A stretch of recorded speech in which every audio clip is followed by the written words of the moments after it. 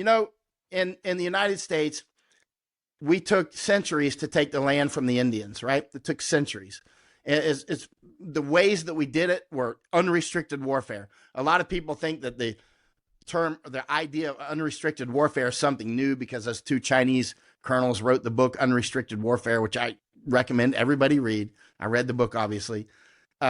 But that's not a new concept. I mean, Americans and others have done unrestricted warfare. Jews, Chinese have done it for years in different ways, right? Catholics. Unrestricted warfare is an old thing, right? Getting people in debt traps, getting people hooked on alcohol, music. There's so many ways to unrestricted warfare, marry into the tribe, all that sort of stuff, right? And install a wife next to your target. Somebody you want to control, or a husband, right? This is all old stuff, right? And what I'm getting to is with the Native Americans, or let's talk about the 5 civilized tribes. There were many tribes in the United States, right? Or let's say America, and then we became the United States. Nobody seems to know how many tribes there were. I have a whole library on this, but there were a lot. And finally, there were the 5 civilized tribes. What were the 5 civilized tribes? Those were the tribes that had accepted Christianity. So they called them the civilized tribes, right? So not the Apaches, not the Comanches. They never, civilized because they were like, we're Comanches, we're Apaches. A lot of the tribes never would do that, Sioux, whatever. But the 5 civilized tribes were Cherokee, Choctaw, Chickasaw, Creek, and Seminole, right? Those were the 5 civilized tribes.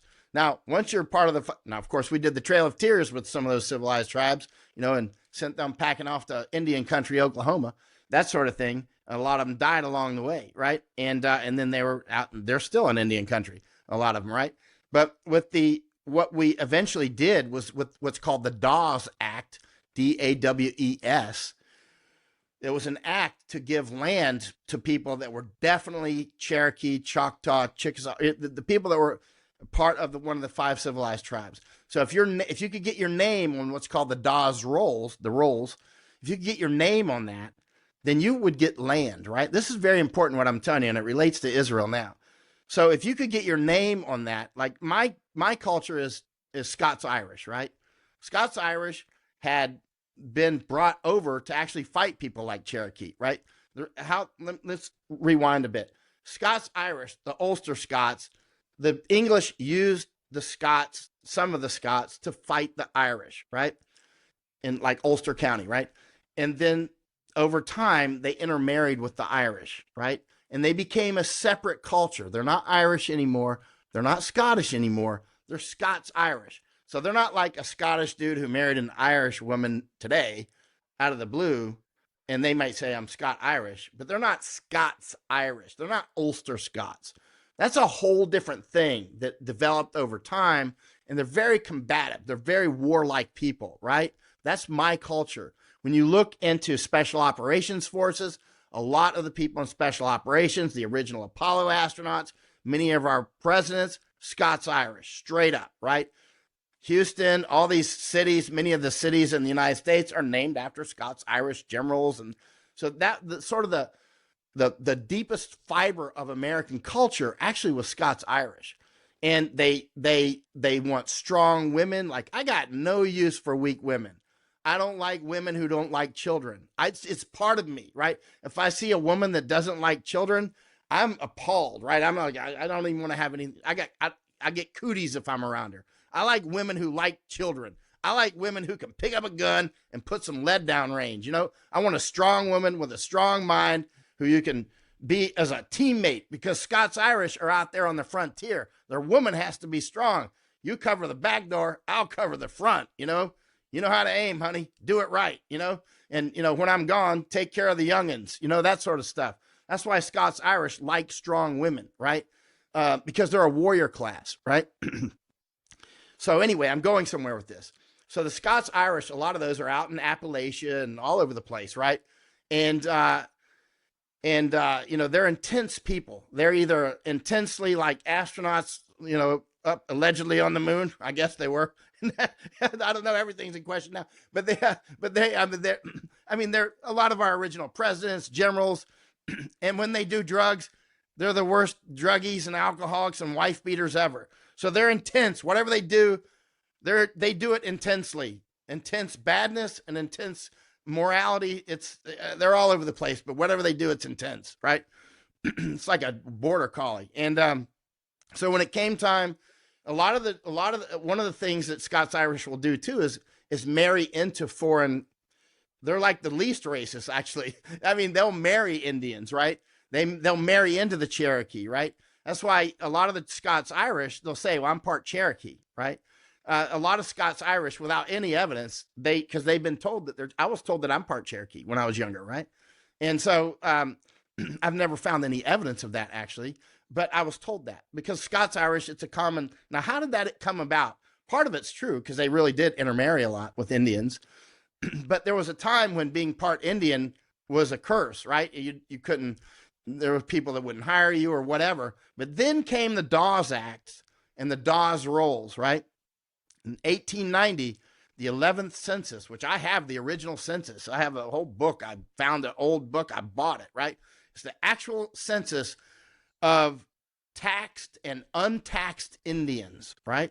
They were setting up to do what's called the Dawes Rolls. So I've got the whole census. It's an amazing book. You might be able to get a reprint. I've actually got an original. It weighs like 20 pounds. I mean, it's like, it's one of those old heavy books, and it's fascinating. So that was 1890 or 1890. I'm sorry, 1884ish, but it was the 1890 census, right? But I think it was actually printed in 1884. Anyway, I'll have to look at my library, but it's a fascinating book. But so they do the census. I'm always cognizant of census. But anyway, then they come out with the Dawes Act and then the Dawes Rolls. And if you're on the Dawes Rolls, you can get land, right? If you're one of the 5 civilized tribes, you can get on one of those rolls, Seminole, or you can get on Choctaw, Chickasaw, whatever, right? Cherokee, Creek. You can get on one of those rolls and then get land. So suddenly people like me, Scots Irish, who were like, no, we're not part Indian. Suddenly we're like, I'm Indian. I'm Cherokee. And usually it was Cherokee. A lot of them are Cherokees, Chickasaw or whatever, but often it's Cherokee, right? So that's why you have a lot of Scots Irish people say, I'm part Cherokee. They don't really have any evidence for it, or maybe they are. But the point is suddenly if you get on that roll, and I've got the original Dawes Rolls, I've got the 11th census, and I've got the original rolls, not reprint, right? I look at those books together. They're fascinating. And if you could get on there, you could get a lot of land. So suddenly a lot of the Scots Irish are like, I'm Cherokee, right? This is important. So suddenly because you can get free land. What free land? They took it from the Indians and give it back to them, like your taxes, right? Here's free money that they took from you and, or printed. And so what happened with this? Now you look similar with Israel. In 1897, Theodore Herzl comes up, or somebody came up with, allegedly, Theodore Herzl, and I have his original book. He comes up with the idea of Israel, right? Keep in mind, let's backtrack a little bit. We cleared off Indians when they were on valuable land. We would clear them off to land that we thought was not valuable, like Oklahoma, and then struck oil out there. And it's like, we put them where the oil is. It's like you're constantly moving them around to the next. Oh, there's gold here. Well, you don't need to be here anymore, right? You got to go out to the desert. Suddenly they've got desert Indians that, grew up in the mountains, right? And like lush mountains, right? And so they keep moving them around. So it's an old technique of demographic plowing and replanting, right? So when Theodore, the Suez Canal opened in 1869, suddenly that becomes arguably the most important spot on Earth or very close to it, right? Suez, right? Keep in mind, that's huge global trade still goes through there. It's one of the top 7 naval chokeholds in the world, Suez Canal, right? So that's when 1890, that was 1869, 1897, Theodore Herzl is doing the Zionist, like we got to take the Holy Land back. But he was atheist, actually. He was actually atheist. He didn't care about Jews. He was Zionist. Zionism and Judaism are separate things. So I've got his original book. So Theodore Herzl,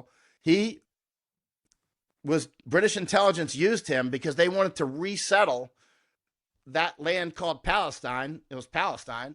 And I've got one of the original bonds from 1899. I've got an original. They were issuing bonds and collecting money to go take Palestine in 1899. So 1897, Theodore Herzl, like, let's make Israel. British intelligence is like, let's make Israel. We'll use the Jews as useful idiots. Scots-Irish. So the Jews are our new Scots-Irish, right? So, you know, because they want to use the Jews to fight the Palestinians, right? Just like they use Scots-Irish, my culture, to fight Cherokees and others, right? And then eventually Scots-Irish are like, hey, we can have some of that land if we're part Indian too. Okay, I'm Indian, right? You know, I'll wear the feathers, right? And so suddenly that was the way it was with Israel. Suddenly, if you go to Israel, this land is your land. You can have it, right? And you can have free land. Just come take it. Take it for us, right? And once you take it, you're going to be on the taxed Indian rolls, by the way.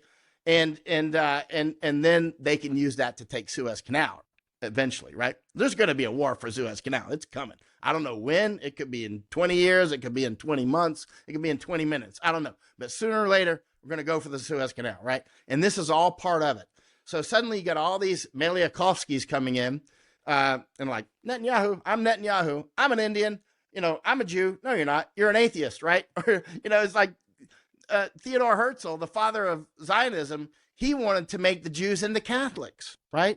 So, I mean, this guy, you know, they play him up like he's this master Jew. He was an atheist that wanted to make the Jews into Catholics, right? That was not about making a homeland for Jews. It was about taking Suez Canal. It was about other things in that area that are very important. It was about the Jews were the new Scots-Irish. Use them to take that land. You can have free land, right? So suddenly everybody's a Jew, right? And they start running off, you know, with no evidence whatsoever, or maybe a little evidence that they, and so here's your land. You have to fight for it. And once you fight for it, you're our boy. And eventually we're going to take Sinai. We're going to make the greater Israel. We're going to take Iran. We're going to own Suez Canal, Bab el-Mandeb, Strait of Hormuz, right? This is big boy war. This is big boy, intergenerational, that spans over centuries. These people don't do 5-year plans. They do century-long plans. They don't plan intergenerational, what are my children going to do with my artwork stuff. They're talking about what's it going to be like in 200 years, right? They do real strategic planning, big boy stuff, right? But they make money along the way. So suddenly you've got a lot of people that are there fighting for the homeland. And in reality, it's about free land. It's like me suddenly being taught when I'm young that I'm part Cherokee. And then I get older and I'm able to research it. Keep in mind, I've got the Dawes rolls. I looked on there. I don't see any of our family. I mean, maybe I'm missing something, but you know, I actually have the original Dawes rolls. You know, it's like, the Cherokee actually track their lineage like Mormons do. You know how Mormons are very meticulous. The Mormons are very good in the ability to track, and the Cherokee are the same. Cherokee, if you want to know lineage, Cherokee, they got. I mean, I was in contact with some of the Cherokee people that do this years ago because I was researching somebody else I was tracking down many years ago, and I needed to see if he was actually on their rolls. Eventually, I just bought the original Dawes rolls, but and he wasn't actually, but he was another guy of Scot-Irish descent who thought he was Cherokee and blah blah blah, and but I don't think that he was. But what I'm getting to is the same with Israel now. So Israel, the Jews of Israel, some are real Jews, some are not. Some are just there for the land, of course, like many Scots-Irish who think they're Cherokee, you know, and so that's how this is done. This demographic warfare, basically plowing the land and replanting it with another culture. This is old war.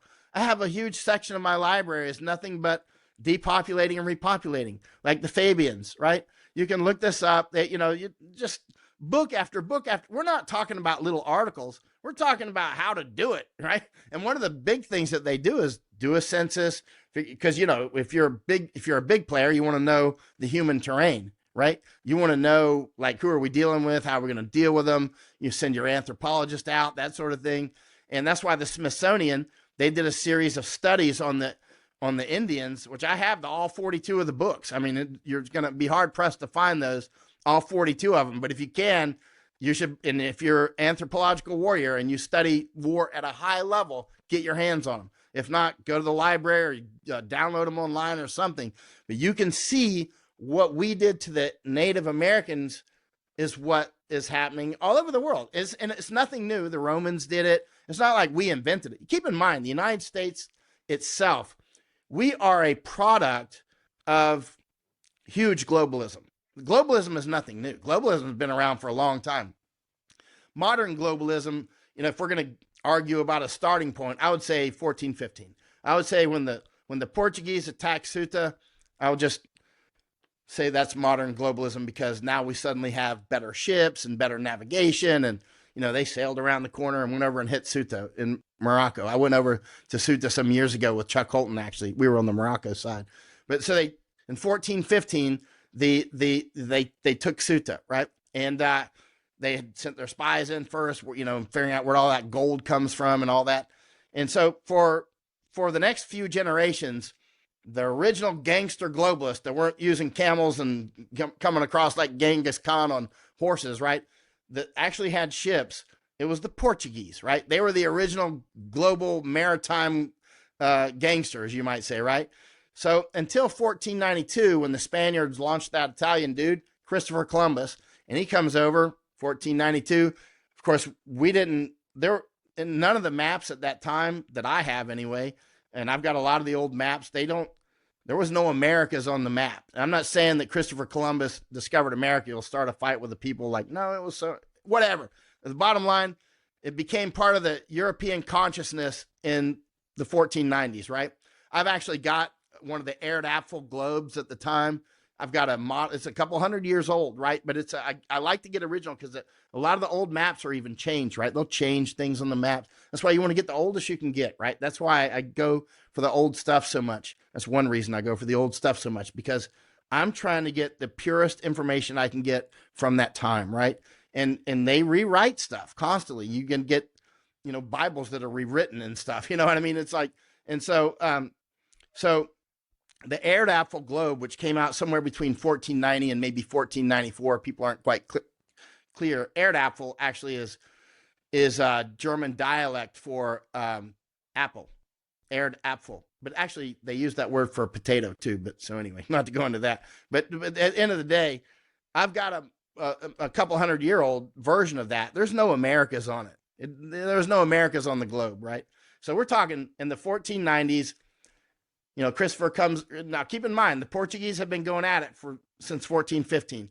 They had been starting to make big money, and the Spanish are like, because they're on the Iberian Peninsula together. So the Spanish obviously knew what the Portuguese were starting to show up with a bunch of gold and stuff, right? Spices and all this. So Spanish are like, let's get in on that action. So they tried to make a path to Cathay, right? From Cadiz to Cathay, right? They were trying to go over to China, and runs into places like Cuba, and he thought that was Japan, right? So he thought that, then he got, to the Americas, and he thought, hey, these are Indians. He thought he was an Indian. That's why we call them Indians, right? And so now this is interesting, because in 1492, when Columbus sailed the ocean blue, we all know that. And suddenly there was competition for globalism. I mean, real maritime globalism, where the Portuguese and the Spanish, who were neighbors on the Iberian Peninsula, who had just beat back the Muslims out of there, right? They're both Catholic, though, and they were in the middle of the Inquisition. They were burning heretics, the whole works, man. They're going hog wild. They were on jihad, Catholic version, right? And some of those old books are unbelievable. But anyway, so the sixth Pope, Alexander, he's like, my Catholic boys are going to fight each other. So he did the Treaty of Tordesillas in 1494. And actually, I found a copy of the original. It's quite fascinating. And a lot of the original documents, I have copies of those. They're fascinating. So he was, the Pope won, because, Catholic Church was obviously globalist, quite globalist, right? And he didn't want the Portuguese and the Spanish fighting. He wanted them spreading. So he drew in the Treaty of Tordesillas, he drew a line, boom. And that's why a huge amount of the Americas speak Spanish today, and Brazil speaks Portuguese, because the line, Brazil fell on the Portuguese side, right? And then that went on for a while. They had the Treaty of Saragossa several decades later, and they, shored it up a little bit more. And, you can see Japan falls under the Portuguese side. Portuguese end up over at Nagasaki, and all these, Xavier is one of the original Jesuits, one of the original 7 Jesuits. He ends up in Nagasaki, and yada, yada, yada. The Spanish end up over and also going to Japan. And then the Japanese are starting to call them non-Bon, Southern barbarians, right? Anyway, what I'm getting to is they ended up kicking out the Southern barbarians. The Japanese, they kicked out the non-Bon, but they let the Dutch come in because the Dutch were Protestant and not proselytizing. But the Spanish and the Portuguese were like taking prisoners and taking slaves. The Portuguese loved to take slaves, and they were proselytizing Catholicism. And Nagasaki is still a huge Catholic city today for that reason, right? It's huge. We were just in one of the libraries there with a private library with one of the Catholic priests, right? Just a couple months ago, and maybe 6 weeks ago. And so this is something we study intensely. But what I'm getting to is this globalism thing. There's nothing new about it, and it's all about routes and resources. And the Catholic Church was proselytizing in exchange for a Catholic, the papal cover, the papacy. You had, the Spanish and the Portuguese, they had to put Catholic missionaries on their ships so that when they came, they were doing, they were proselytizing, they were building that human architecture while they were also getting spices and gold, and they love to go for the gold, and it's quite fascinating. So that's when the original stuff started. Then as time goes on, the Spaniards and the Portuguese are getting rich. The other people, like the Germans and the Dutch and the English, and the French, Belgians, they're like, hey, we got to get in on some of this globalist action. These guys are getting rich. Anyway, as time went on, America ended up, it wasn't India. India ended up, Portuguese and Spanish were there, and obviously the English, and they did an Inquisition there. I've got actually one of the original books on the Inquisition in Goa. It's fascinating, and it's in English actually. And so but the big fight, the biggest globalist fight, was in the Americas, specifically where the United States and Canada are today. It really centered there. I mean, there were other huge fights like, Panama and other places, but it really ended up being the Americas. And so we ended up being a fusion of all these, the Dutch, the Germans, the English, Spanish, Portuguese, Belgian, French, of course. And, everybody showed up. Chinese they showed up as well, but they didn't do as well. And so we ended up being the product of all the best fighters, self-selected people, except for the slaves. Self-selected people like my family got on a ship in 1609 and got shipwrecked in Bahamas in 1609 and were stuck there for 10 months, right? And then they landed at Jamestown after 10 months in 1610, and that was the first English Powhatan War. That was the first war with the Indians. My family was in on it, right? They were one of the settlers that went to Jamestown. They were the Easton family. If you read the book, The Sea Venture, you can see them named in there. That's my mother's line grandparents, right? And in fact, one of my relatives was born on Bahamas, and they actually, Bermuda, not Bahamas. They were born on Bermuda, and they named him Bermudus with an S on the end, right? And actually, his godmother or his godfather actually married Pocahontas. It's all in the book, right? There was actually an author on that ship that was with the Virginia Company coming over because the author was to do propaganda, with the Indians, to say, oh, the Indians are great. The rivers run with gold, and, the tobacco, grows high and all that stuff. Right. And so anyway, when they got shipwrecked on Bermuda, that author was with them. And that's why we know about it so much, because he wrote it down, right? They had a mutiny and an execution, all kinds of stuff. So anyway, they landed at Jamestown, start the war with the Powhatan Indians, and it goes on and on and on. And so that was the first Anglo-Indian War, was that one, right? That my family was in on, right? And so, but over time, over centuries, it took us centuries to take all that land from the Indians. And one of the ways that we did it was firewater, giving them whiskey, right? Drunking them down, right? So, and getting into these never-ending treaties that were always broken, always, getting them into sophisticated debt traps, which still happens on a day-to-day basis with American students. American students are caught in debt traps just like tribes and nations are. You want to go to school with your friends and get this useless degree? You got to take a loan. Then when it comes time to pay for for your student loan for your medical license that you probably in debt for $250,000 for, you better push the jab. You're owned. You're a property, right? And that's what we did with the Indians, right? That's what we did with the Indians. But in any case, it was unrestricted warfare. And now the same unrestricted warfare. So we would plow up the land of that culture and replace it with others. And it's an ongoing process. It never ends. It does. The idea is that borders are static. They're not static. They're always breathing. Borders are always moving, dissolving, being rewritten constantly. And cultures are constantly plowed up and replanted with other cultures constantly, right? There's only a few that have been more or less steady state. That would be like Japanese. The Japanese are, they're basically, I guess you would call them indigenous. Now there's the Ainu that they would say, no, they're the indigenous, but they've both been there for thousands of years, right? Irish, they would be indigenous, right? People are like, they can't be indigenous. They're white. And I'm like, okay, you would be wrong. Okay. I mean, they're straight up indigenous, right? And who came before the Irish? The Picts? I don't know. And so it gets lost to time. And, you get the Irish will start, whenever I bring that up, they will start talking in detail, but really the Irish are indigenous. And there's other groups like that too. It's not about race or anything. What's indigenous. That's actually somewhat arbitrary, actually, right? Like, who is the indigenous in Hawaii? The ones that we took it from? No, because they took it from other people first. So we actually took it from people that took it from somebody else, right? So, I mean, this is the common thing, right? It's like sediment, and whoever can win that history war, they've got their own,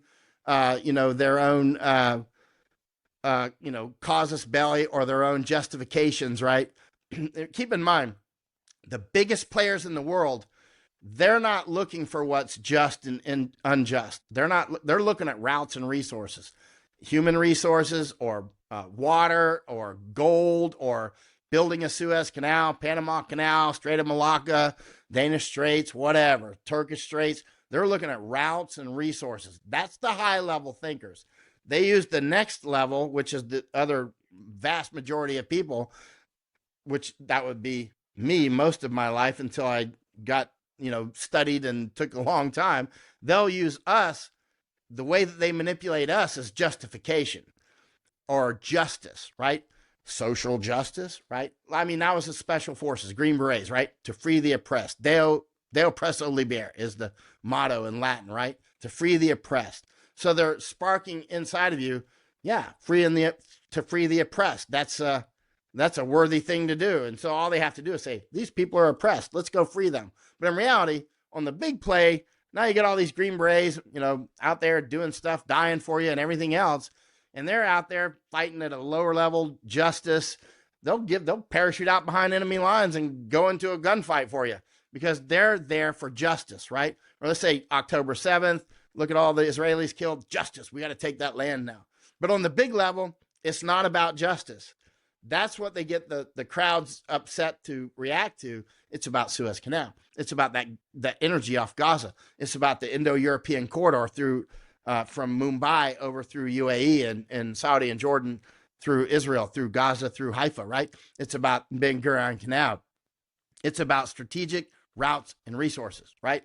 It's about that on the big level. These are the guys that think on the intercensory level. They're not getting prodded into. So like people like Charlie Kirk, he's a nothing. He to us, he's a big guy, right? Or not to me, but to a lot of people, he's a big guy, right? And he's a big influence now.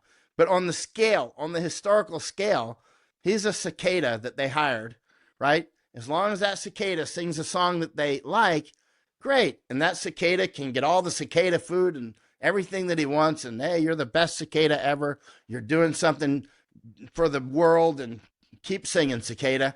But as soon as he starts singing the cricket song, crickets, you're dead. Smash, right? Because on the big scale, that's nothing. We're talking about people that take out countries like that. We're talking about people that push death jabs and kill millions of people and are upset because they didn't kill millions more. Charlie Kirk is zero to them. He means nothing. Candace Owens means nothing to them, right? These are just tools. They are properties. Not that they go off the reservation It's extreme danger. Talking like this is extreme danger. It could literally cost me my life. I know that, right? I get it. This is much more dangerous than going to war, much more. And I've done a lot of war. This is the most dangerous, right? And we're doing it. And at the end of the day, they will take out. I've told the people in the Panamanian government. I mean, you're feeling your oats because you own the Panama Canal that we created, whatever. And yeah, but we created Panama in 1903, right? I mean, we created Panama so that we could create the canal. And I told them, you better choose very, very wisely what you do. And you better pick your words and your decisions very carefully, because you are sitting on one of the most important places on planet Earth, that Panama Canal, and they're going to end up building a railway through the Darien to Colombia. They're going to build a highway down there. I assure you they are. And they are already, the electrical infrastructure is being put into place already, yada, yada, yada. And somebody's going to take Panama. And you're either going to be part of that or you're going to be killed, right? Because you're going to be ran out of here. Because you are basically a lamb, a defenseless lamb, with a big, juicy pork chop, a whole garland of juicy pork chops around your neck. You got a lot of gold here. This gold is amazingly important. The copper that you have is amazingly important in this current world, right? The lumber, the route to Colombia, the Panama Canal, you know what I mean? Seriously, the Panama Canal.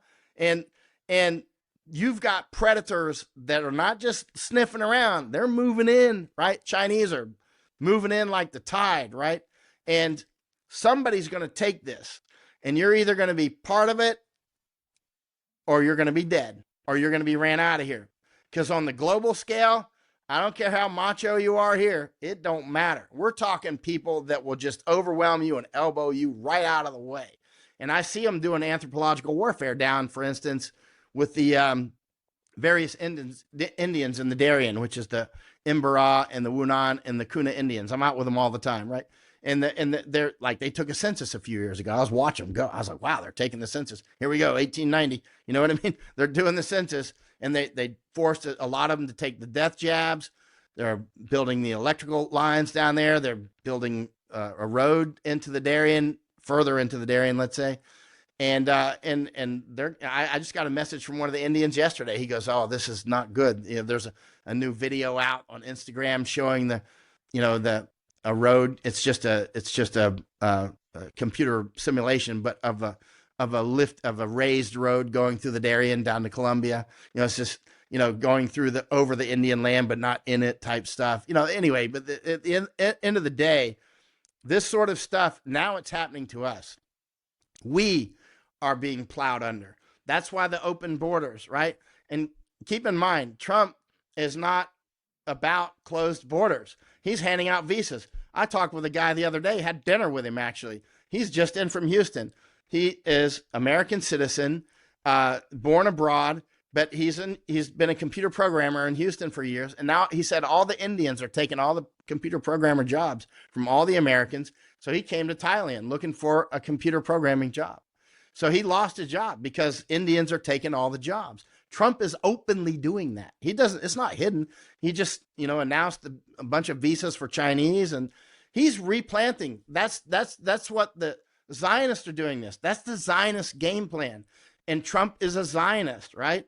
And so, a lot of the Gen Z people, or whatever you want to call them, they see through this. They don't want those borders open. They want the Epstein list. They want to get rid of these people that are doing this, that are printing money night and day, right?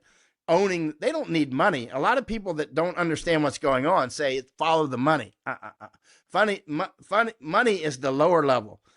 Those people print money. They don't need money. They're about routes, resources, power. They're after power. They already have the money. They make the money. They don't need money. They need $1 trillion. They'll go inflate it and make it, right? And that's it. I mean, and your prices go up. It's that simple. It's like the invisible. It's happening as we speak. They're inflating it away as we speak. They just do it at a rate that they try not to burn up the machine until they're ready, right? Or maybe they lose balance and do it happen, sooner than they and expected. They're pushing people into Bitcoin and all these sorts of things. Notice it's the Zionists pushing people into Bitcoin. The same people who pushed the death jabs, Trump, are pushing the Bitcoin. Red flag, right? So, these are the same people pushing open borders. HIAS, Hebrew Immigrant Aid Society, Catholic Charities, Lutheran Services, Red Cross, IOM, obviously, with the United Nations, the International Organization for Migration. I mean, they're big in Japan now. Suddenly, IOM's on the radar in Japan. And in fact, Masako's got an interview today with with a big journalist in Japan about the IOM thing, because suddenly the Japanese, we've been telling them for years now, hey, I mean, I've written 3 books on Chinese information war that are only in Japanese. They're not even in English, right? Because I've been working for years to wake up the Japanese, right? Israel is not our most important ally. Israel is not our ally at all, right? They're not an ally. And our most important ally, arguably, is Japan. If you're going to say that there's a most important, right? It doesn't mean all the Japanese love us or like us or whatever. So obviously some don't. But at the end of the day, they are our most important ally, right?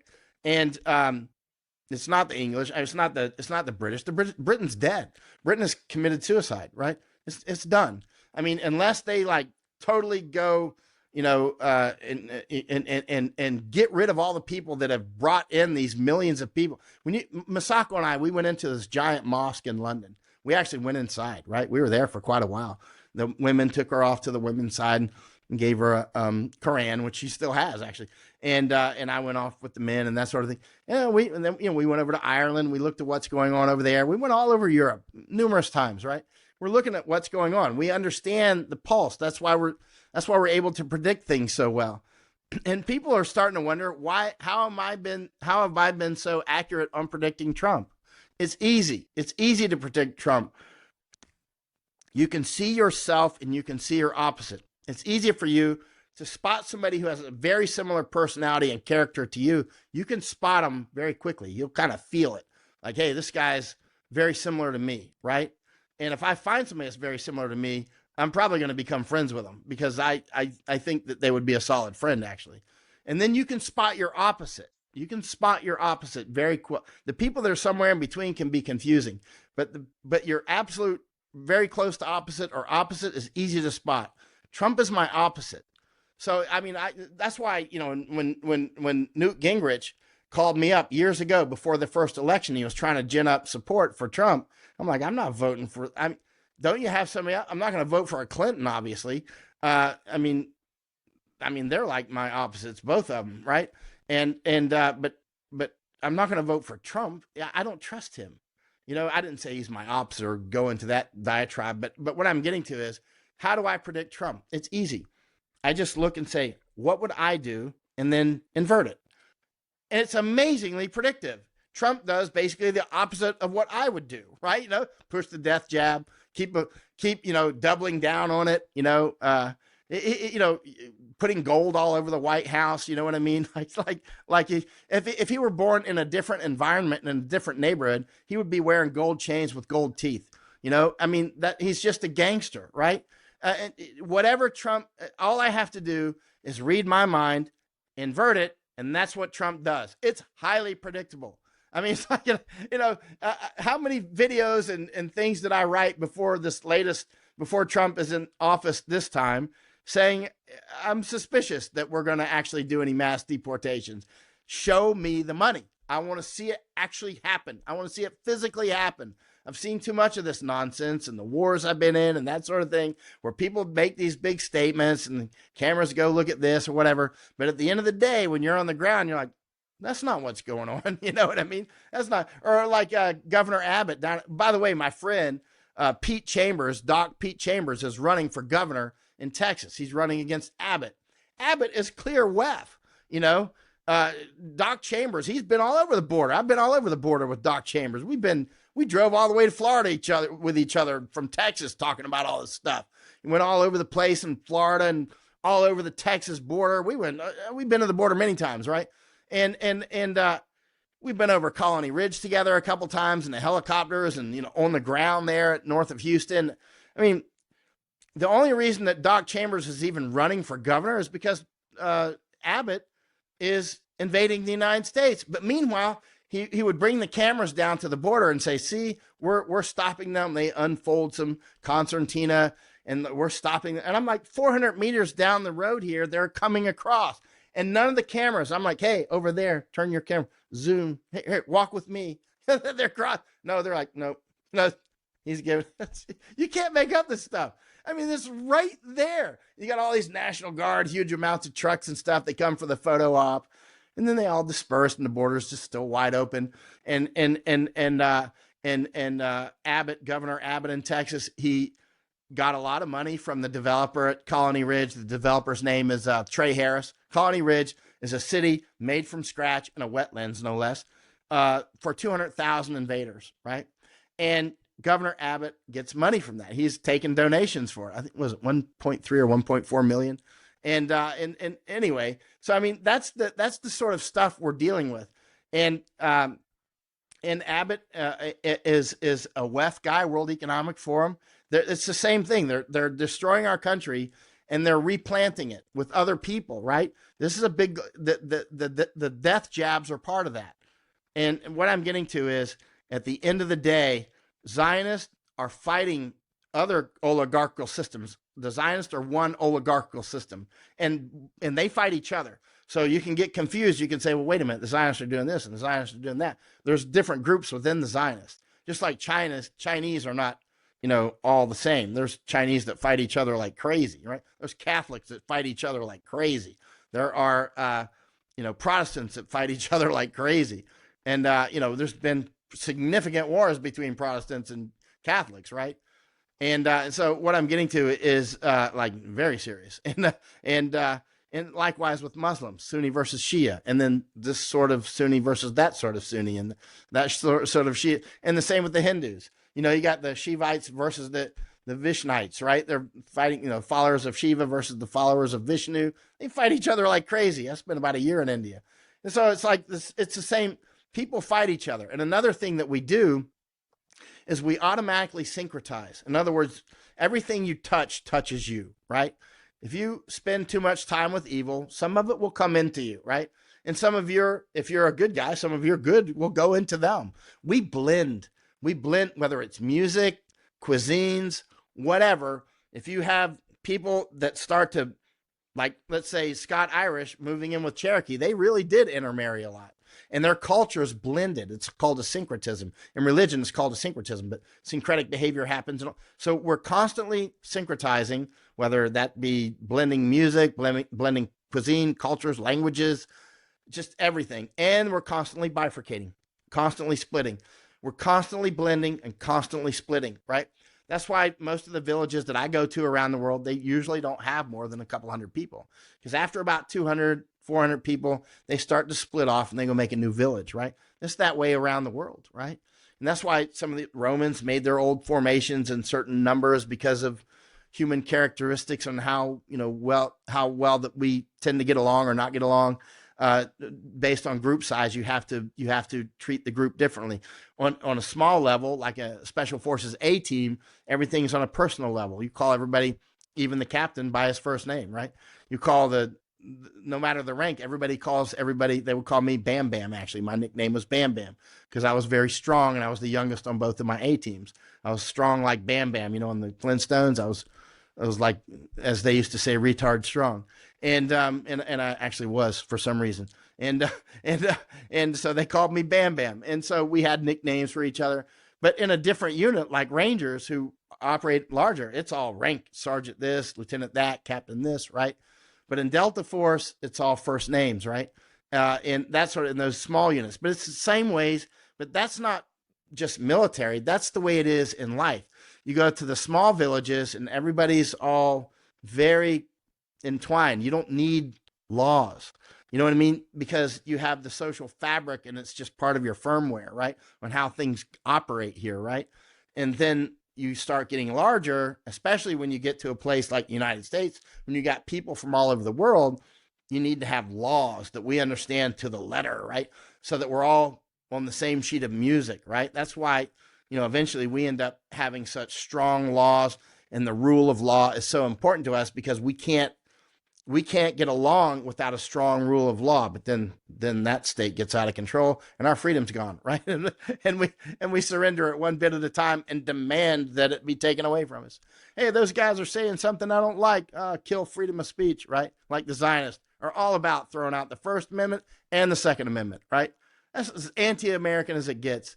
But anyway, at the end of the day, I'm starting to ramble. But when it comes to Charlie Kirk, my estimate is obviously was killed by Zionists. I mean, it wasn't Chinese. He was just over in Japan and Korea. They could have killed him there. You can kill him.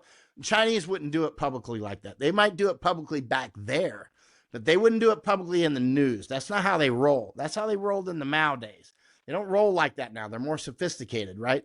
They'll do it on a local level, but it's not. They like to do things with what they say in Thailand, a hidden hand, right? They like to roll with a hidden hand. Like Thais will do it with a hidden hand, right? Like we don't really know quite who did it, right? But they wouldn't have done it right in public like that. That's just not how they roll. And the Iranians, why would they do it when Charlie Kirk was like, we shouldn't go to war? Why were we doing bombing Iran? And and he's standing up to the Epstein thing, and which he's great friends with Trump, who is all about, Trump is in the middle of the Epstein stuff. He's one of those guys, right? And Kirk was standing up on the Gaza thing. I think it's because his base was. I think Charlie Kirk's tectonic base, or let's say the ice flow that he was on. I mean, again, the ice flow that he's supposed to control has a mind of its own, right? And there's only so much that he can influence it, but it's getting outside influences. And it's powerful. It's glacial, or it's maybe volcanic at times, but it's powerful. And all he can do is influence it. He's not in control of it. And so in the Zionist, Kirk was a clear property of the Zionist. And I think what happened was Kirk had to make a decision. Do I go with my ice flow and lose my control eventually? And then I'm not used. And he's a smart guy. Again, he knows that if his base leaves him, he's not even valuable to the Zionist anymore, because he's only valuable while he's got that. Well, people will listen to him speaking through the microphone. After that, he's just another guy, right? It's not about loyalty or anything like that. This is an operation, right? He'll be replaced with somebody else who can do it. They'll just keep testing and testing, and as people rise up, the various talents rise up. They'll be, this one's okay. Let's invest in this one, right? And the next thing you got your next Charlie Kirk. It wouldn't take long. Right now, they're going to be, obviously, to take his microphone, right? Because he's got a brand name. So they're going to try to keep that brand name is worth a lot, right? So they'll martyr, they'll use the martyrology, and he'll be a martyr. Now they can say whatever they would say that he would say. Well, Charlie Kirk would have said blah blah blah blah blah. So it's like a séance almost, right? And it's Game of Thrones, and it's interesting too, because you see that royal families around the world are being attacked as well, right? I mean, a lot of the royal families took the death jab, and it's like, here, if any royals that are watching this, if you took the death jab in the wild, then you may have already been assassinated. You just didn't get the message yet. But certainly it was an attempt on your life. At a minimum, it was an attempt on your life. At a minimum. If nobody warned you specifically, like flew over to your country and said, hey, let's go and have tea, and don't take it. Whatever you do, don't take it. You know what I mean? If they didn't warn you, face to face, then they tried to kill you, or in some cases, they're already dead, right? And that's something to keep in mind as this goes forward, because the more wealth that you have, the more power that you have, the more influence that you have, the bigger target you are. Wealth will only, there's a lot of very wealthy Americans, billionaires and that sort of thing, that in reality, their strength, their insulation against madness depends on the United States being strong. It depends more or less on the rule of law. It depends on that. As soon as the rule of law is gone, it's Planet of the Apes, right? You don't have suddenly all that gold that could defend you, and the courtrooms that no longer work in the ways that benefited you in the past. you're like Panama. You're a sheep with a bunch of gold necklaces around, gold hanging around your neck, and and especially those who have been ostentatious about it. Guess what? If you can't defend it, it'll be taken from you. And period. And so you got to think that through. The very wealthy people out there, that, and especially those, there are some people that are very wealthy and nobody knows it, but the ones who are very wealthy and people know about it, you're one of the most important things that you can do right now is invest in 24 karat information, because information, good information, accurate information is vital to your survival, right? It's vital to the survival of your wealth. It's vital to the survival of your family and everything. Because people are coming for it. There's no question about it. This is a planet of the apes, right?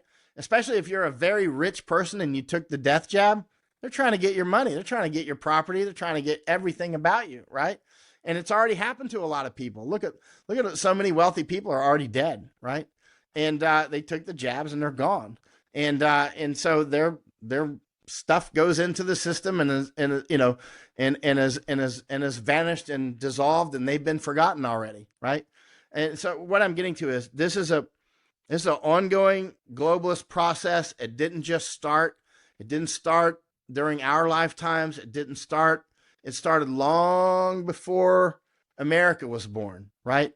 And America is a product of this and then became part of it. America became the boy that it became the puppet that got a life, right? At first we were a bunch of colonies, and there was the English colonies and whatnot, and the French and all this.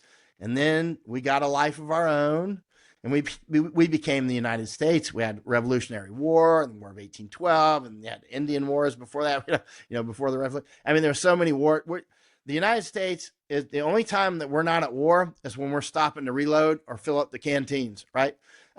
Our whole history back to the 1600s, or even the 1500s, certainly even the 1500s. We weren't Americans back then, but they were, Spaniards and whatnot. But it has been one of war, right? We are products of war, and our whole country manifest destiny, and then kept right on going to Hawaii and right on over to Philippines and everything else. And I'm in Thailand now, and Japan, the whole works, right? And so it's just the same thing is going on. It hasn't ended. The names change, and but if you read enough history, and you're not going to catch up in 6 months, it's going to take a lot of time. And over time, though, you start to get a feel for what's going.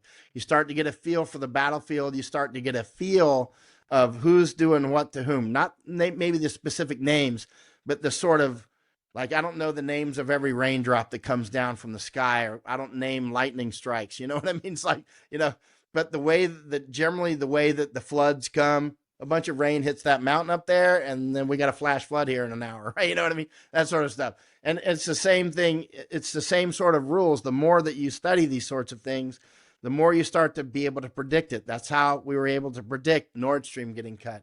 That's how we were able to predict Groningen gas field getting cut, and able to predict that Darien Gap would become a major invasion route, and that Netherlands will end up going bye-bye. Ireland, we were there years ago warning about it. And I set up shop in Texas because that's going to be a battlefront, obviously.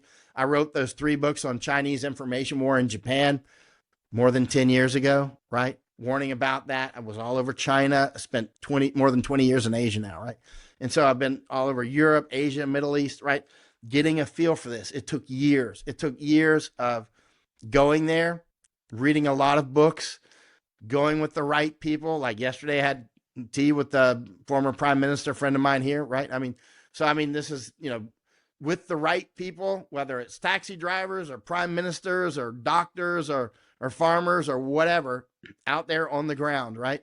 And when you really start to learn, actually, believe it or not, remember when you're a kid and the teachers say, when you really start to learn is when you start to teach? Have you ever heard that? Our teachers used to say that a lot. And at first I was like, that's crazy. You already know everything. Every question I have ever asked, you like can talk like for 10 minutes about the answer, and and I think it's right, because I'll look up my encyclopedia at home, and so I would fact check my teachers back before I even knew that term. And but so once you go there, you do things like, I went off to special forces, I became a war correspondent, I was in business and started businesses, I did a lot of things, right? And so I did things, walk around the Himalaya for a year, that sort of stuff, right? And you study a lot, read a lot. And finally, though, when you start to teach, that's when you really start to learn, because that's when everybody finds the holes in your knowledge. And so they can, as soon as you start to teach, that's when you really, those old teachers are right. You start to teach, people show you where the holes are in your knowledge, and then you start to go, oh, I'm going to have to spend like 6 months, figuring out what the heck they're talking about, and you do. And eventually, then you get to the point where you're able to predict things with a high level, a much better predictive hit to miss ratio than the experts, right? Because you actually become something of an expert. But one of the things that's important, though, is I never just take random. If somebody says, well, what do you think about the stock market next week? I'm like, I don't know. I have no idea. You know what I mean? I have no idea in the world. I'm only going to predict things that kind of come up from me, like like Nord Stream. I did a lot of study, and I'm like, if I were them, I would hit Nord Stream, right? And so I was publishing that. If I were them, I would take out Groningen gas field. And I was publishing that. If I were them, screwworms would get back in the United States. And I was publishing that years in advance, right? That screwworms would make it back. And now screwworms are headline news, right? And when I was first talking about screwworms years ago, people are like, what in the world are you talking about? And I'm like, maybe I'm wrong, but I think you're going to end up seeing screwworms, and I think they're going to be a headline story and whatever. And so I said it over and over and over. And now suddenly we got a screwworm problem, right? And MDR-TB, multi-drug resistant tuberculosis, again, warning about it many, many times. And another thing that eventually I think we're going to see is epidemic typhus and murine typhus in the United States in a bigger way than we've seen it in a long time, right? And so how am I able to predict these things? It's just study a lot, going places, looking at the enemy, sussing out how they move, right? It's like watching fight videos, and like, for instance, with the Charlie Kirk thing, evidence, the stage was it was a stage. It was a stage. It was a staged whatever it happened. They tore down the stage immediately. They did the same with Trump on that thing, right? And all the photographers showed up for the Trump thing, of course, like New York Times with the great camera. He was using the 24 millimeter though, but it was this camera, Sony Alpha 1, same one I use. Is it a coincidence that he was using the same camera I use? I use the best gear in the world, right? And so it's not a coincidence that he was right there on 1/8,000th of a second with the perfect lens, a perfect f-stop to catch a bullet trace that, they needed cover for why they could catch it at 1/8,000th of a second. But I think it was actually quite fake. I think it was photoshopped. And they won't, I don't know. Of course, I don't know that to be a fact because they've not released the raw photos. But in any case, how are we able to successfully continue to do this? And I'm in Thailand now. Why am I in Thailand again? Because I think eventually you're going to see Thailand. I think you're going to see it ripped apart. I think eventually that's what will happen. I think eventually Thailand will be ripped apart. Why do I think that? I think that because of many things. I've been all over this country. I've been in two of the coups in 2010 and 14. I mean, really in them. I was like right in the middle. I wasn't in Thailand when it happened. I was in them, right? Shootouts, people getting killed around me, thousands of casualties. Look at my photos. Look at my stuff, right? I mean, I was here. I left Afghanistan for the 2010 was right here in the middle of it, right in the middle. And in the middle of the firefights and the whole works, right?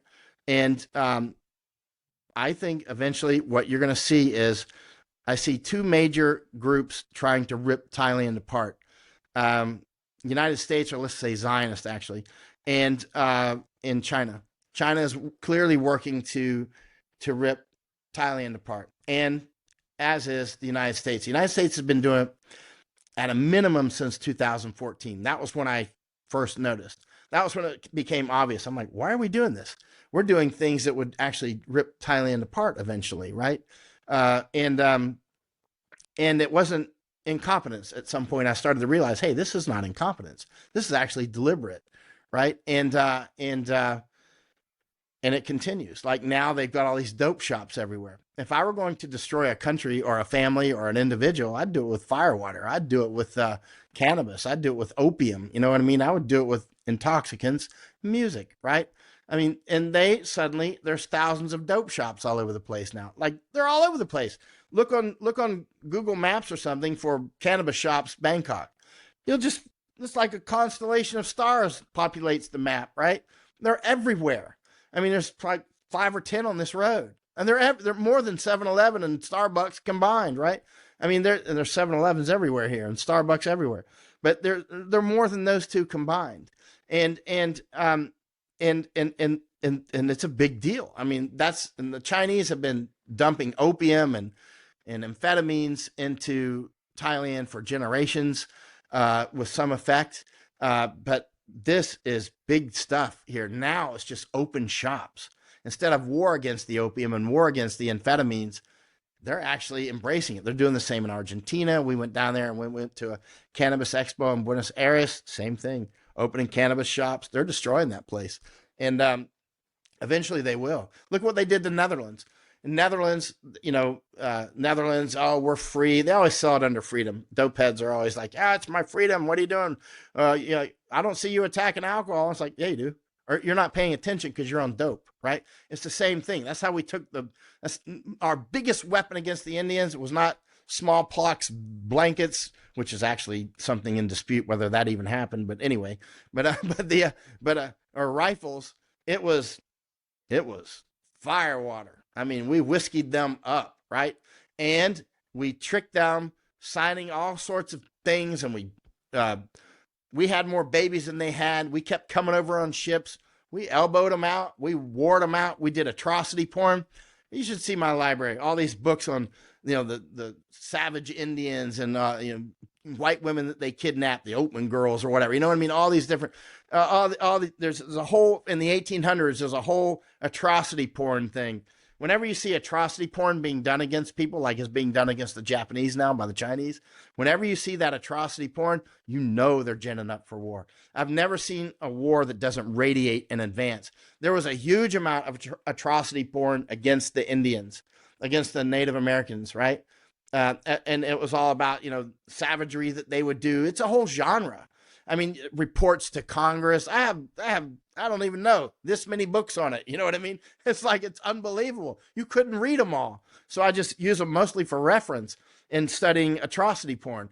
Look, Hamas, atrocity porn, right? Atrocity porn. That's how you get people. How many times have you seen photos of somebody bayoneting a baby, right? That's something I see over and over. The same, like you go to, certain places, if it's anti-Japanese, it's a Japanese guy bayoneting a baby. If you go to Cambodia, it's somebody else bayoneting a baby. They always use the bayoneting a baby. Some people have American soldiers bayoneting babies. I can tell you one thing. If an American soldier bayoneted a baby in front of his buddies, they would shoot him, right? It'd be like, that'd be the last baby ye shall, I guarantee you, if an American soldier bayoneted a baby in front of his buddies, they would kill him on the spot, right? And I think the Japanese would have done that as well. That's not the Japanese way of doing things, right? But that you'll see it's the bayoneting babies, killing babies, smashing babies against the trees, that sort of thing. The atrocity porn, killing all the babies in the hospital, that sort of thing. The atrocity porn, anytime it just looks over the top, there's an information war going on, right? And that is as casus belli, to get the people that will fight on the justice level, which is most people. Most people, if they're going to fight, it'll be about justice. It's not going to be about somebody wants the Suez Canal. Most people. The average guy is not going to leave his farm in Kansas to come fight for so that Roosevelt can do business with China, and Japan's in the way of that, right? He's not. They're going to be like, well, why would I fight for a Roosevelt family? They're really rich, and I got a corn farm in Kansas. I mean, I like being with my family every day and my dog and going to church on Sunday and stuff. I got a good life. You think I want to go fight Japanese? It's like, but Pearl Harbor, boom, atrocity porn, right? And the United States had planned to do war with Japan at least since the 1800s, openly. And then War Plan Orange, if you read the book, War Plan Orange, which was it intergenerational plan for the United States to conduct war on Japan. Now, somebody will say, United States has a plan to do war with everybody. I totally get it. But that there are some that are more than a plan. This was a plan in action. There are some that are like contingency plans, a contingent. If something happens, we need a contingency plan that we go to war with so-and-so. And then there are others that are action plans, right? And the war with Japan, like when Commodore Perry came to Japan in 1853, and by the way, one of the ships he came on was the Powhatan. Remember the Powhatan Indians? The first Anglo-Indian War was the English versus the Powhatans. That was my family fighting the Powhatans, right? Straight up at Jamestown. Powhatan was a group of Indian. It's a kind of a catch-all, but anyway. But one of the ships that he came over with was actually the Powhatan. You can't make up this stuff. So so Commodore Perry came over to Japan in 1853, and then he came back in 1850. The problem with Japan was the globalists. They were able to take a lot of places easily because they were able to divide and conquer, like American Indians. You could get the Sioux and the Creek and the Blackfoot and all these different people fighting each other, right? And the Comanches and all this long list of names that nobody can even remember. So you would have to be an anthropologist with a very good name to remember all the names of the tribes and the languages that they spoke. So it was easy to divide them and conquer them, right? And fire water them up, whatever, right? French and Indian War, one of the most important wars in American history, maybe in global history that nobody seems to pay much attention.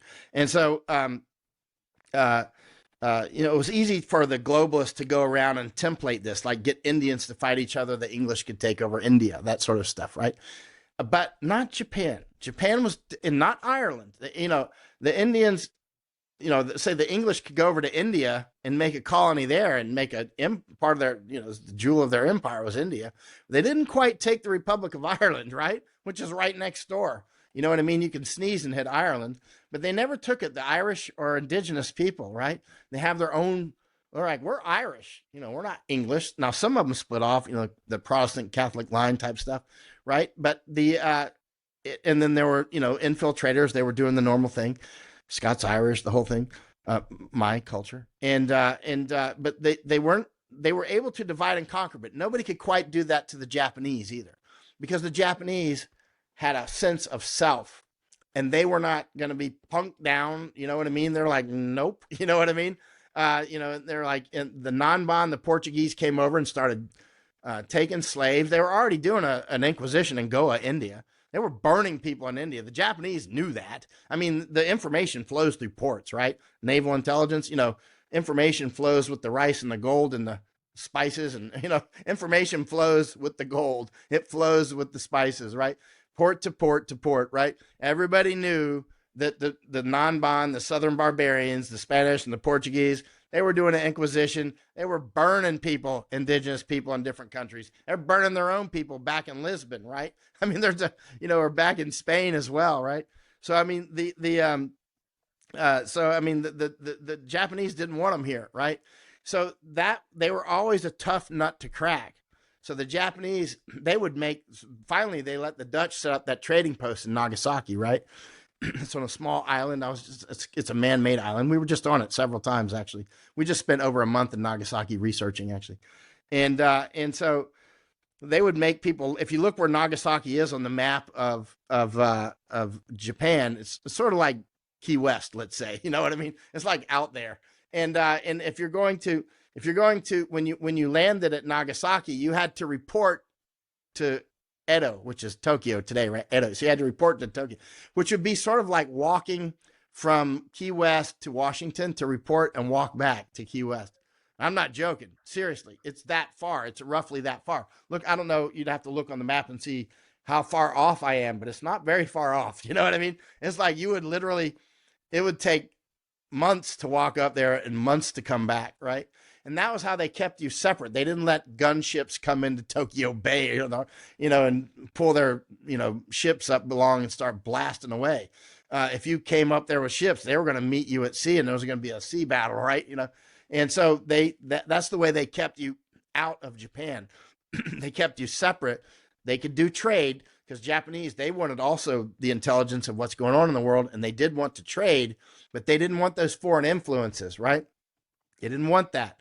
They wanted to be Japanese, and and so they and also the non-bond, then they came in here and they killed Japanese that didn't convert in the old days, and the Japanese responded by killing some of them, right? It wasn't a joke. They're not going to be punked out, right? And so this was a, but Japan is a rich country. It's got really pure gold. It's got all kinds of things, right? And it's a location. It's a very important location. And so over time, nobody could open up Japan. They traded with Japan, but nobody could open it up. And the United States, and a lot of people tried. The United States finally came. Commodore Perry, 1853, on a big mission. I've got his original reports to Congress. They're fascinating. It's like, big. It's 4 volumes. Actually, you'll often see it if you're trying to get a copy of it. They talk about 3 volumes, but there's a 4th volume that's the maps, which I have, right? It's like star maps and like super detail. Anytime somebody's coming over to map you out, you better be like, beware, buddy. And so Commodore Perry comes over, and interestingly, he talks about, he got all the books that he could find that were in Dutch and Portuguese and Spanish. He got them all translated to English, and he read them, and he studied up quite a lot. Ends up over in Japan, and at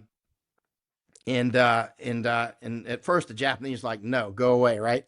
And he's like, I'll huff and I'll puff. So he said, I'll be back. So he comes back about a year later with the black ships. They called them the black ships because they were they were a hybrid between sail and coal. And the coal burning, they had the paddle wheels, and they would give off a lot of black smoke. That's why they were always looking for coal that gives off the least amount of smoke possible. But they showed up with the black ships. All the Japanese, even today, know what the black ships are. So he comes back with the black ships, and he had he has a list in I think the first book on the series. It was the report to Congress in 1856, which I have the originals, right? And because people change stuff, that's why you want to get the oldest possible. And he talks about like the gifts that he brought since he had studied the Japanese firmware as well as he could. He brought gifts. He brought like a keg of whiskey for the Empress. He brought her a pistol, as I recall. He brought her like a keg of gunpowder and some ball ammunition, stuff like that, man.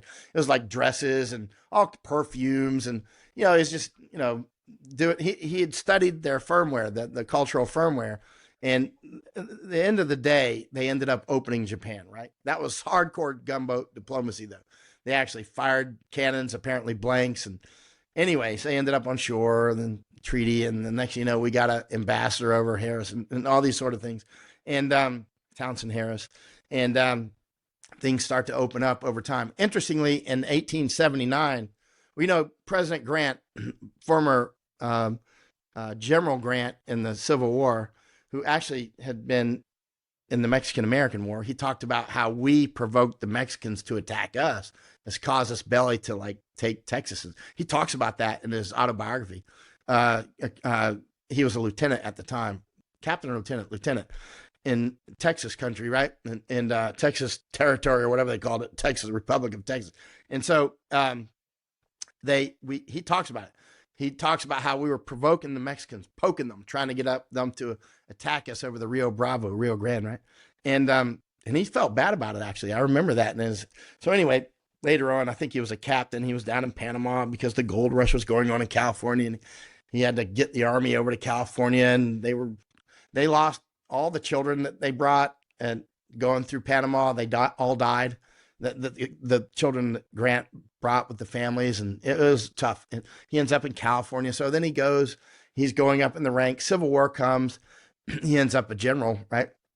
Very effective general, very famous general. And then he becomes president, right? So President Grant, then the Ku Klux Klan's running wild. So he sent the army after them and crashed them down in South Carolina and whatnot. So he did 2 tours as president. And then he's like, no mas, I'm out of here. So he starts to do a world tour.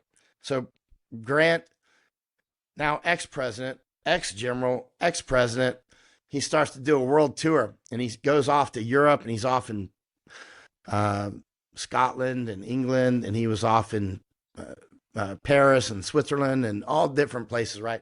I've got a map of his journey. It's quite interesting. And the only place where he got a protest was Ireland.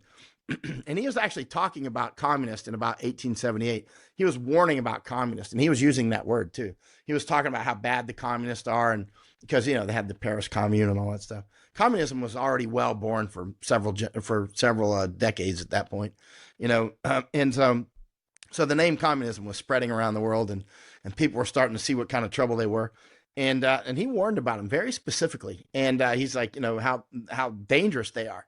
So anyway, he ends up going off to places like he went in Israel. He was there in that area, Palestine. He was in Egypt, and he didn't like he didn't like Europe. He didn't like the Middle East. He called the Arabs. He said they're basically the lowest race of man. Basically, that's almost verbatim. It's pretty close. Anyway, you could see what he said. You could look it up. I've got all of his letters. They're in a series of books that's about 32 books. So he talks about coming to Siam, where I'm at now. That's in book 29, and then volume 29. And he talks about he liked the only two countries he seemed to like on his whole world tour were here. He liked Siam. Everybody likes Thailand for some reason. Well, back then it was called Siam, and I do too. It's my two favorite countries in Europe and in the world outside of the United States are Thailand and Japan. I mean, and that was the same with President Grant. So he ends up over in Japan, Nagasaki and other places where he planted a tree. I was just at a tree that he planted in Tokyo, I don't know, a month and a half ago. Him and his wife. So he loved Japan. So he's talking effusively about Japan, ex-President Grant. So he extended his time in Japan. He was in Nagasaki, he was in Tokyo, and his letters to the Emperor of Japan are in there. They're very fascinating letters. And so he's warning, this is ex-President Grant. And by the way, the U.S., the next president, Hayes, allowed him to use a battleship to take him around part of the tour so that he would be sort of a de facto, because at this point, the United States was becoming actually a global power. Because now, after the Civil War, we're talking 1879, we're starting to actually become a serious global power, right? That's why he's on this world tour, right? It wasn't like he's just going on vacation and fishing somewhere in Alaska or something. No, he's like, global recon and global checking out the situation. And that's why the next president allowed him to use the Navy during parts of the trip to take him different places so that when he landed, people would realize, hey, he's here with some authority because he showed up on a battleship. They're not threatening anybody, but they just wanted to know that he does speak with some force but influence from the United States. So he's in Japan, and ex-President Grant is warning the Japanese emperor. He said, foreign influencers, foreign powers will come to China, and they will come to Japan, and they will provoke you two to fight each other, and they will loan you money. He's saying this in his letters. The way President Grant wrote, he wrote like a nice, good soldier would write. Crystal clear, not ambiguous words. Foreign influencers will come here, and they will provoke China and Japan to fight over Luchu, which is Ryukyu, which is Okinawa, which is where I flew from to get here. I flew from Okinawa. The old name was Luchu, right? So he's talking about Luchu. He's like, Luchu is strategic. I know that there's a problem between China and Japan on Luchu. And he even offered his services to help them negotiate this so that they don't fight. He says, whatever you do everything short of national humiliation and one other thing. It was national humiliation and something else, but basically don't go to war if at all possible. Don't allow yourself to be, sorry. Don't allow yourself to be humiliated. I mean, that you need to go to war before you allow yourself to be humiliated. But at the same time, don't go to war and don't take loans from anybody, right? But so he warned them. He warned the Japanese and the Chinese, don't go to war with each other. They're going to loan you money, and then you're going to be owned. You're going to be owned. And the emperor is responding to Grant and saying, thank you for the advice. And Grant says, I've checked your basically national, it doesn't look like Japan owes much money to anybody. He's like, whatever you do, don't take loans, right? Or they're going to own you. And that's another problem with Thailand. Thailand doesn't owe anybody big money. Thailand has huge reserves of gold and cash. They have foreign reserves like crazy. Thailand has a lot of resilience, right? And a lot of people don't like that. They want to rip this place apart. They don't have to take orders from people, right? And Japan, they have a lot of sovereignty, and people don't like that. And that's a problem with Russia. Russia has a lot of sovereignty, right? They don't want people telling them what to do, right? Russia's got gas, they've got energy, they've got a lot of stuff, right? They've got strategic, important land, right? Likewise with Japan, likewise with Thailand. That's why they're on the menu for destruction. Anyway, the United States wanted to destroy Japan and was mapping out Japan in detail. And then finally, War Plan Orange starts getting kicked off, roughly the 1890s. But you can find a book that talks about when I think they talk about, it may have started more officially in maybe 1903-ish, if my memory is accurate. But War Plan Orange was a plan. This wasn't a contingency plan. There's a difference between a contingency plan and an actual war plan. So the United States were doing fleet exercises for years to take Japan. And then when it came time, because Japan wanted its sovereignty. And finally, obviously Japan was becoming more and more strong because Japan realized that in order to survive, they had to also become colonialist. They had to actually grow themselves. Otherwise, somebody could take Korea and they could use Korea to invade Japan, right? So they actually ended up annexing Korea. Japan did, 1910, right? And they Manchuria, all these different things. They had to. If they didn't, they were going to be knocked out here. Japan knew that, right? And so they grew and they were doing it well. I mean, they made, when it came time for the aircraft carrier age, Japan made their own aircraft and their own aircraft. And their own aircraft and their own aircraft carriers. How many countries today can make an aircraft and an aircraft carrier? We're talking like more than 100 years ago. I mean, these are Japanese, man. These are serious people, right? And they scared a lot. And when it comes to the Russo-Japanese War, the Japanese whipped the Russians. And remember, the Japanese were pagans, right? They rejected the Catholics and the missionaries mostly. It was like fewer than 1% were Christian. And that's true today as well, right? And so it really scared a lot of people. They're like, wait a minute, those little small Japanese pagans just beat the big Russian Christians. And it scared a lot of people, right? Roosevelt, the first Roosevelt, Teddy, he liked the Japanese. He loved them. You can see some of his old letters to his son and whatnot. He's like, the Japanese, he used to keep a Japanese around the White House that he used to fight with, like Cato, because Roosevelt, he was a stud, man. He liked to fight and they would do martial arts together and stuff. It's like he's a different kind of president. That was the first Roosevelt. The second Roosevelt was the one that wanted to take Japan. The first Roosevelt was the one that wanted to see a stronger Japan, right? He was the one that helped negotiate the treaty between the Russians and the Japanese to end that war. But the Japanese whipped the Russians fair and square. In fact, they did a Pearl Harbor style attack on them at Port Arthur. And it's funny, you look at the headlines of the papers back then, and people are like the English were like, wow, that was the most amazing. This is going to go down in the annals of naval warfare as one of the finest sneak attacks in naval history, something like that, right?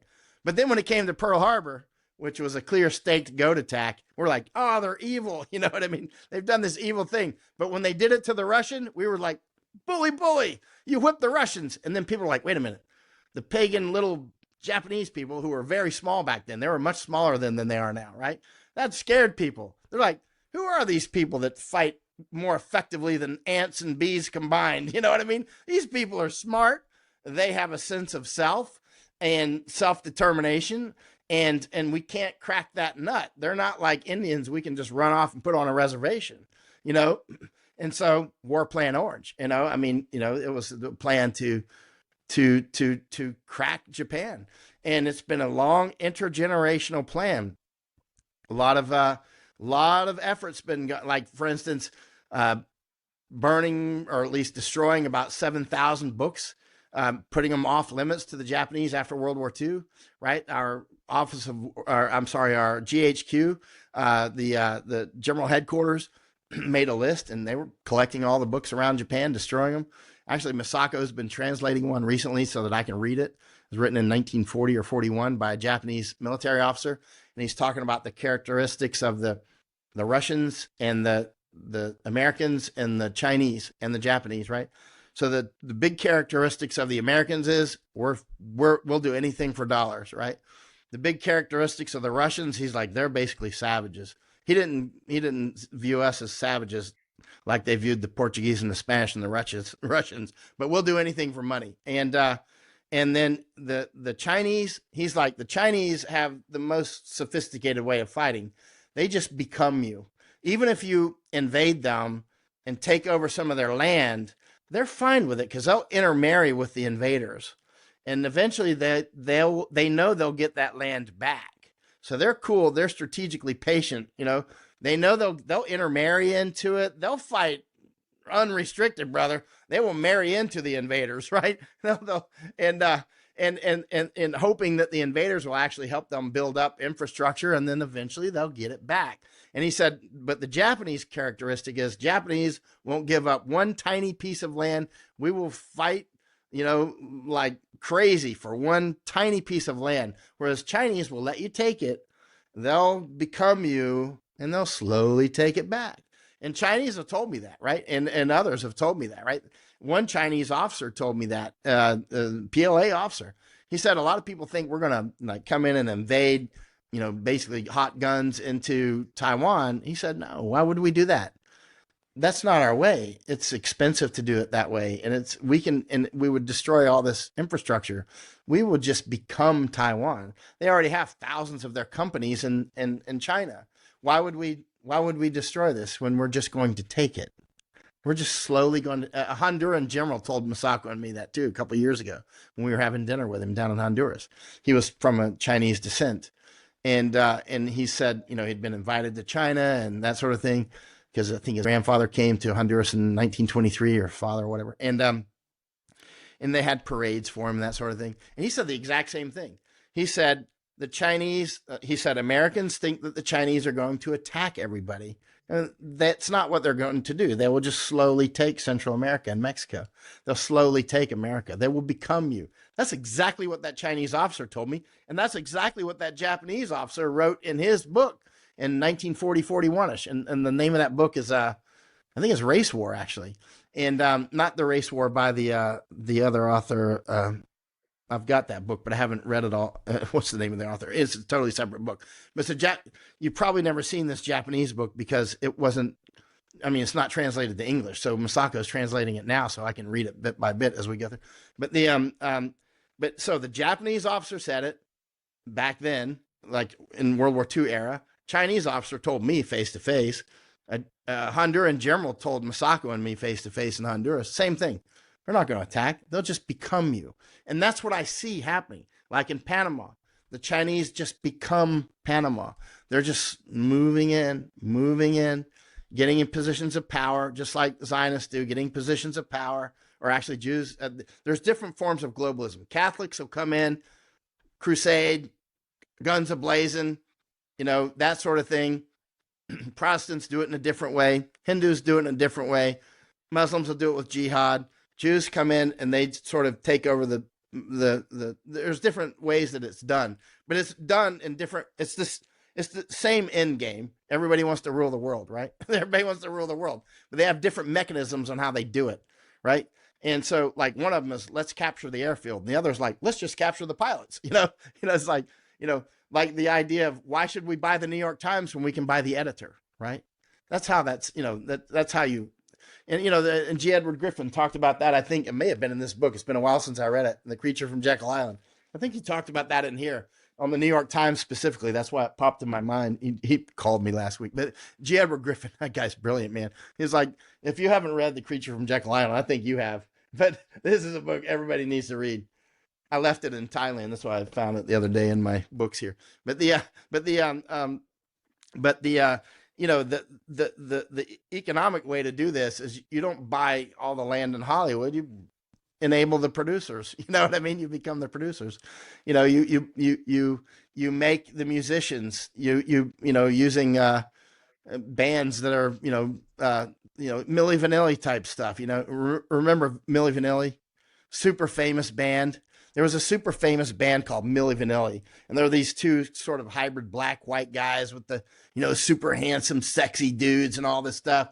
They're on the Rorschach. They could be black or they could be white, depending on how you see them, because they're hybrid, right? They're perfect. They made a lot of the most famous songs. Milli Vanilli, right? Very, very. You've heard their song, "Girl, You Know It's True." All this stuff. You've heard a lot of their music. Anyway, you've heard a lot of the songs, but eventually, but they were totally fake band. They were like the Monkees, right? And the band the Monkees, which was a fake band. They had a series show and all this, and people would be like, "They're not even a real band, the Monkees," but they were quite, they had their own series, but the TV series, but the Milli Vanilli. So there's these hybrid guys, and they're super famous, and then they're doing a concert, and the record gets stuck. They were lip syncing. The record got stuck. Look on YouTube. Milli Vanilli record gets stuck.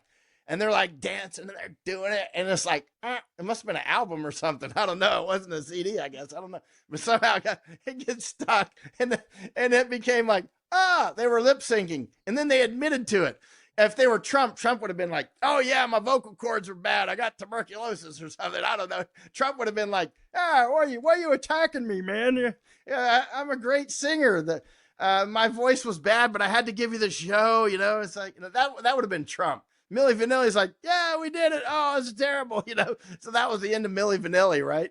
And just look them up. But there's a lot of bands that happen like that. They were pulled together. They're sort of semi-fake. They've got talent, but they were enabled, right? You've got talent, right? But they become a property. Milli Vanilli was a property, right? They were something that somebody made. They're like, okay, to reach these audiences, we need somebody that's like hybrid black. They dress like Metro, like half boy, half girl type stuff. And so you're reaching a certain market segment, and then you'll have somebody else for other market segments, and you saturate the market, and then as an information war thing, either the music itself or at the concerts or through their interviews that they do, they saturate out with information more as well. That's another way that information war is played. Yeah, but look up Milli Vanilli. There's a lot of bands like that, and I forgot where I was going with that, but it's quite funny when you look at the information wars that are going on, and these properties. Like Charlie Kirk was clearly a property for at least some part of his time, and so was Candace Owens. And Candace Owens, like, I met Candace Owens in the Daily Wire studio in Tennessee. I was this close to her, right? I talked with her in the Daily Wire studio because Masako, my wife, was interviewing her. Masako translated her book to Japanese, right? She translated Candace Owens' book to Japanese. So that's why we were there. Masako was interviewing her. So we were in the Daily Wire. I'm like, wow, she's in the Daily Wire. So, she was a property for years, and then apparently also got off the reservation or left the plantation like Charlie Kirk did, right? So it's obviously, if that's legit what she's doing off the plantation, which I suspect it is, she's obviously in great danger herself, right? She's obviously in great danger. It would be, if something happens to her now, it's going to be just very hard to keep. There's only so much lipstick you can put on this pig, and it's very obvious what's happening. But I think what's happened with Candace Owens, I'm just guessing, I don't know this to be true, this is my intuitive sense, is I think, like with Charlie Kirk, my intuitive sense is they were properties. They clearly were properties. That's just, they were. And then they both got a mind of their own. They both have their own egos. They both see their own bases that would slip out of their hands. If they keep selling it, basically they would just drive that airplane in the dirt for the Zionists, and then they would be left with no followership. Because one of the habits that you see that the Zionists have is whatever they use, eventually they run it into the ground. They run it into the ground. It's just they do for whatever reason.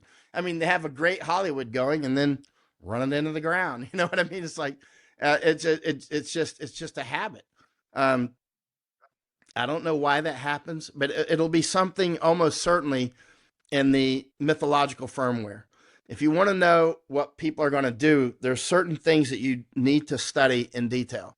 One is mythology, and you need to understand people's mythologies to some level. That's very important. And you need to understand on the higher level routes and resources, right? And historically how things happen, routes and resources. When there's, I don't say, Indians that are on land that's filled with gold, you got to get those Indians off that land because you want that gold, right? And so they'll use fire water, they'll use all these different mechanisms, and all right, we'll give you some land over in some other place, and we won't be trouble to you. And and the next thing you know, you whatever, you have a war with them. And next thing you know, you got your gold mines, right? And so anyway, at the end of the day, these properties, some of them are getting lives of their own. Like it's clear that Candace Owens also has an ego. It's clear that Charlie Kirk had an ego, which can work for them or against them, right? If the ego says, my real power is with my base, then they're going to float off. If their base floats off, they're going to go with that base. Now, what are you going to do? You've created this monster, right? Well, it was a great thing to begin with. It was a monster against us, but now it's a monster against them. So what are they going to do? How are they going to treat Candace Owens now, right? I don't know. What are they going to do with Tucker Carlson now? He seems to have gone off the reservation as well. I mean, I don't know. I don't know. Are they really off the reservation? It's hard to tell. It's hard to tell because these information wars are quite complex, right? And there's no telling what they're actually doing. I don't know. But anyway, I should call it a day. I've talked too long, and I don't even know if the signal's going out well. Well, the signal's been pretty good over here on my end, and I really appreciate your time, Michael. Wow, this has been a just a really enlightening episode, another great episode for me, and I suspect the case for the audience as well. And always appreciate your time, and be safe out there.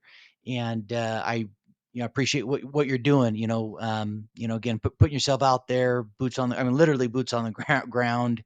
And wow, I'm just yeah, I'm always always amazed by the information you dispense.